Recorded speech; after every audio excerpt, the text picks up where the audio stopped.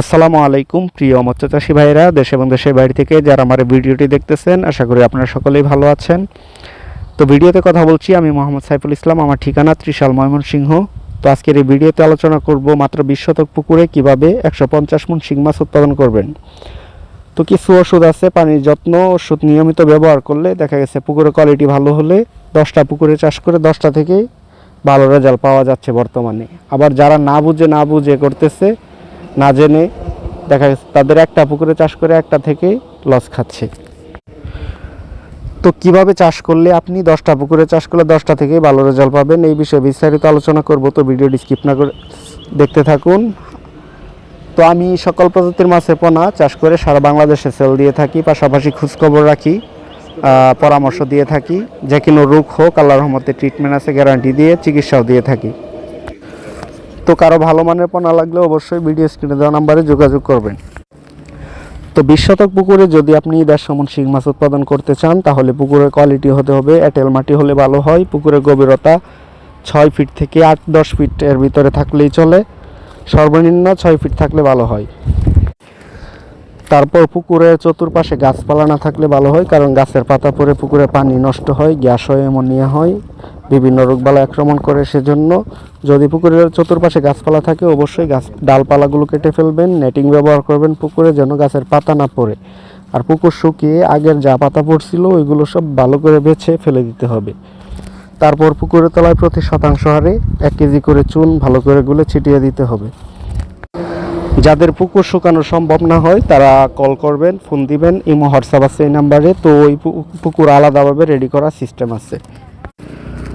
তো চুন দেওয়ার পর মই দিয়ে পুকুরে এভাবে একদিন ফেলে রাখবেন রোদ্রে। তারপরে পুকুরে পানি প্রবেশ করাবেন। প্রাথমিক অবস্থায় 4 থেকে 5 ফিট পানি দেওয়ার পরে পানিতে প্রাকৃতিক খাবারের জন্য প্রতি শতাংশ হারে 200-250 গ্রাম পরিমাণ সরিষার খোল, ডোবা ফিট, টিএসপি সার, এই 3টা একসাথে মিক্স করে ভিজিয়ে রেখে তারপর পুকুরে ছিটিয়ে দিবেন। তো এগুলো দেওয়ার 2 থেকে 3 দিনের মাথায় আপনি মাছ মজুত করতে পারবেন।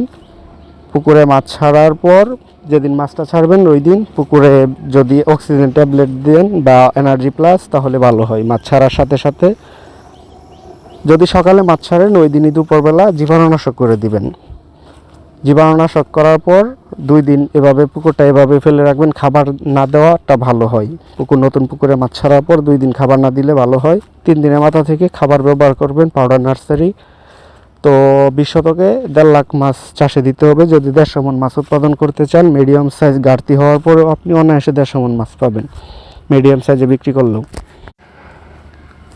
তো খাবারটা দেওয়ার নিয়ম হলো সকাল ভোরে আর সন্ধ্যার সময় পাউডার নার্সারি দিতে হবে। মাছ ছাড়ার পর মাছটা ছাড়বেন হলো প্রথম টানে মাছ ছাড়বেন। ফিমেল মাছের পার্সেন্টেজ বেশি থাকবে, গ্রেডিং করে গ্রেডের পোনা। তো দেখা গেছে 4 থেকে 5 হাজার বা 3500 থেকে 4.5 লাইনের ভিতরে যদি আনেন, তাহলে প্রথম টানের মাছ আপনি পাবেন রিস্ক মুক্ত। তো এই লাইনের মাছটা পুকুরে ছাড়ার পরে দেখা গেছে 8-10 দিন পাউডার নার্সারি দিতে হয়। 8-10 দিন পর থেকে ফিট খাবার দিবেন। তো ফিট খাবার দেওয়ার সময় আপনার খাবারটার ঘাটতি হবে না, কারণ এটা ভেসে থাকে পানিতে। খাবার ছিটানোর পর 15 মিনিট যেন লাগে কমপক্ষে মাছের খাইয়ে শেষ করতে, এরকম মিলে খাবারটা দিবেন। তাহলে কারোর কাছে খাবারের পার্সেন্টেজ আপনার জিগাতে হবে না, আপনি নিজেই খাবারের পরিমাণ বাড়াতে পারবেন। তো ফিট খাবার যখন দিবেন তখন থেকেই আপনার মাছকে ফিট খাবারের সাথে দ্রুত বড় হওয়ার জন্য কিছু ভিটামিন ব্যবহার করতে পারেন। যেরকম প্রতি কেজিতে এনজাইম দুবেলা ব্যবহার করবেন, সকালে বিকালে। তো প্রতি কেজিতে 3-4 মিলি করে এনজাইম ভিটামিন, মাল্টিভিটামিন দেবেন 3-4 মিলি। আর রাতের খাবারের সাথে ভিটামিন সি 3-4 মিলি আর এনজাইম 3-4 মিলি। এভাবে হিসাব করে ওষুধ নিয়ে একটু পানিতে ওষুধগুলা গুলবেন। তারপর ওই ওষুধ মেশানো পানিটা ফিটের সাথে ভালো করে মিক্স করে তারপরে মাছকে খাইতে দিবেন। আর মাছ ছাড়ার 1 মাস পর থেকে 1 মাস পরেই দেখা গেছে মাছ মোটামুটি খাবার বেশি খাবে, তখন থেকে পানিতে খাবার ঘন ঘন পড়াতে পানি লোড হইতে পারে, সেজন্য পানি চেঞ্জ করবেন। মাছ ছাড়ার 1 মাস পর থেকে প্রতি সপ্তাহে 1 থেকে 2 দিন পানি চেঞ্জ করে দিবেন। 1-1.5 ফিট পরিমাণ পানি এরকম মিলে এক কান দিয়ে ঢুকায় আরেক দিক দিয়ে বের করে দিবেন। এক দিক থেকে পানি ঢুকাবেন, আরেক দিক দিয়ে পানিটা আউটলাইনে পাইপ দিয়ে বের করে দিবেন। কারণ হলো ছোট পুকুরে যেরকম অধিক ঘনত্বে মাছ চাষ করবেন, 150 মণ মাছ উৎপাদন করতে চাইলে 180-90 মণের মতো খাবার দিতে হবে। তো এত খাবার দিলে অবশ্যই পানির লোড হবে, যার কারণে মাঝে মাঝে পানি চেঞ্জ করতে হয়। তো মাছ বড় হলে খাবার বেশি পড়বে, তখন প্রতিদিনই পানি চেঞ্জ করতে হবে মোটর দিয়ে, এরকম ব্যবস্থা রাখবেন। তো মাছ ভালো রাখার জন্য কিছু ওষুধ নিয়মিত ব্যবহার করতে হয়, যেরকম মাছ ছাড়ার 1 মাস পর্যন্ত জীবাণুনাশক দিলেই চলে। ছোট মাছে 7-8 দিন পর পর, 10 দিন পর পর জীবাণুনাশক দিলেই হয়। তো 1 মাস পর থেকে আপনি উকুননাশক ব্যবহার করবেন প্রথম দিন, দ্বিতীয় দিন জীবাণুনাশক, 2 দিন গ্যাপ দিয়ে গ্যাসের ডোজ করে দিবেন, লাস্টে প্রোবায়োটিক করবেন। তো এগুলো দিতে দিতে আপনার 6 দিন চলে যাবে ওষুধ দিতে দিতে। 4টা ওষুধ দিয়ে শেষ করতে 6 দিন গেলে মাঝখানে আবার 6 দিন ওষুধ ছাড়া গ্যাপ রাখবেন।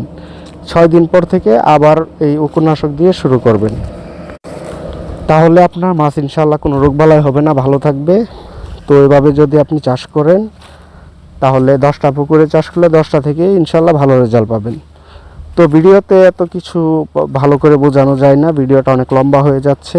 তো কেউ যদি শিং মাছ চাষ করতে চান, আগ্রহী থাকেন, অবশ্যই আমার সাথে যোগাযোগ করবেন। আজকের মতো এখানে শেষ করছি, ভালো থাকবেন সবাই, আল্লাহ হাফিজ।